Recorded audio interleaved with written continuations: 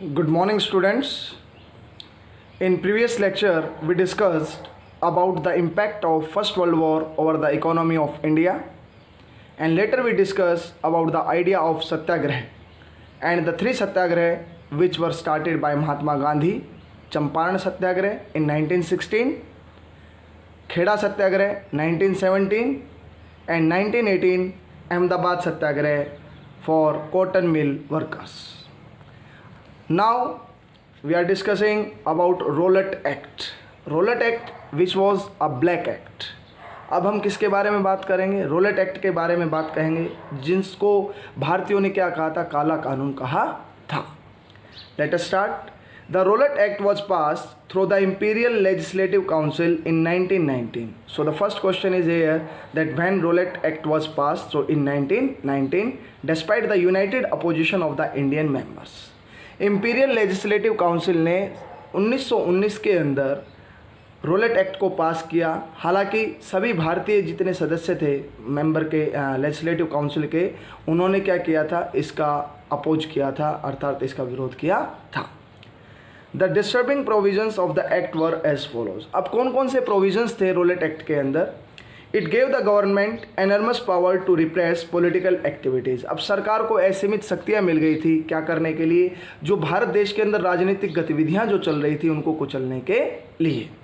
It allowed detention of political prisoners without trial for 2 years. It was the main provision of Rowlatt act कि किसी भी राजनेता को या कोई भी पॉलिटिकल एक्टिविस्ट है उसको क्या किया जा सकता था? विदाउट एनी ट्रायल 2 years के लिए क्या किया जाता था? उसको जेल के अंदर बंद कर दिया जाता था. ना अपील, ना वकील और ना दलील. इट मीन्स कि वो कोर्ट के अंदर भी जाकर अपनी अपील नहीं कर सकता था. So this was a black act because the main motive of Rowlatt act to suppress the political activities in our country India. These were the provisions of Rowlatt Act. Now, what was the reaction of Indians? Gandhiji launched non-violent civil disobedience with a हड़ताल on 6th of April 1919. अब इसके जवाब में महात्मा गांधी ने अहिंसक रूप से सविनय अवज्ञा आंदोलन को एक हड़ताल के साथ शुरू किया, जो 6 अप्रैल 1919 को क्या हुई थी? शुरू हुई थी. Against the unjust laws of Rowlatt act. जो कानून, काला कानून जो अंग्रेजों ने बनाया था उसके खिलाफ.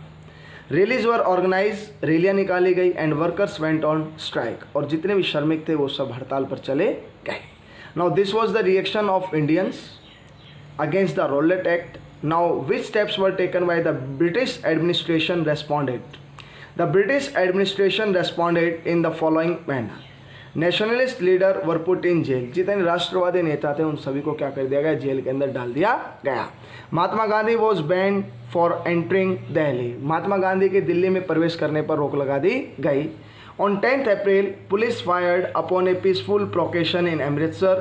People were outraged and attacked banks, post office and railway station. 10 अप्रैल को पुलिस ने क्या किया? एक पीसफुल जो शांतिपूर्वक धरना दे रहे लोग थे अमृतसर के अंदर, उनके ऊपर क्या कर दिया? गोलियां चला दी, जिसके कारण लोग गुस्सा हो गए और लोगों ने जितने भी गवर्नमेंट बिल्डिंग्स थी, चाहे वो बैंक्स थे, पोस्ट ऑफिस थे, रेलवे स्टेशन थे, उन पर क्या कर दिया? हमला कर दिया.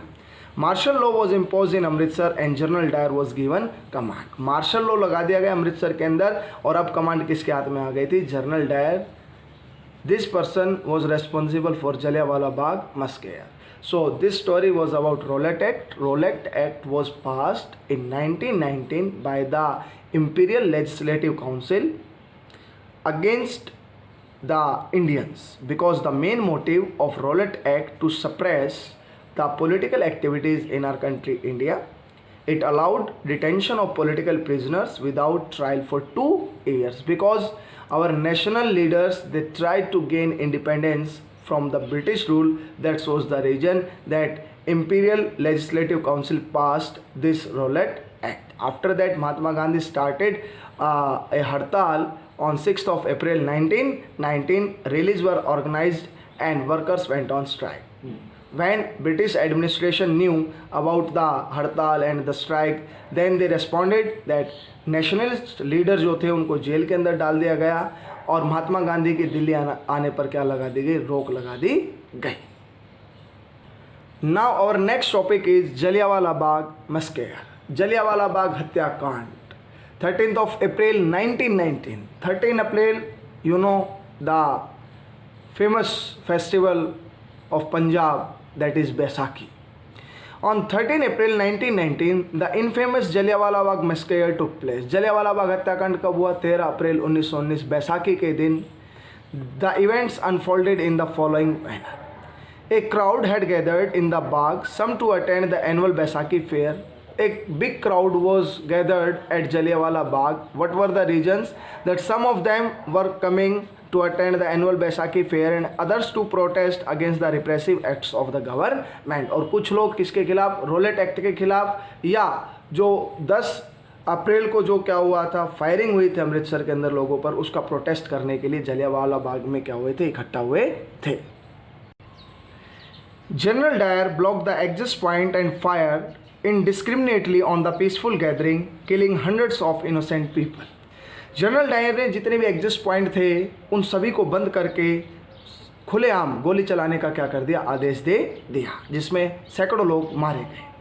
This massacre was condemned by all. इस मैस्केयर, इस हत्याकांड की सबने आलोचना की. There were strikes, clashes with the police, हड़तालें हुई, पुलिस के साथ झड़पें हुई, and attacks on government buildings, और सरकारी इमारतों के ऊपर क्या किया गया? हमला किया गया.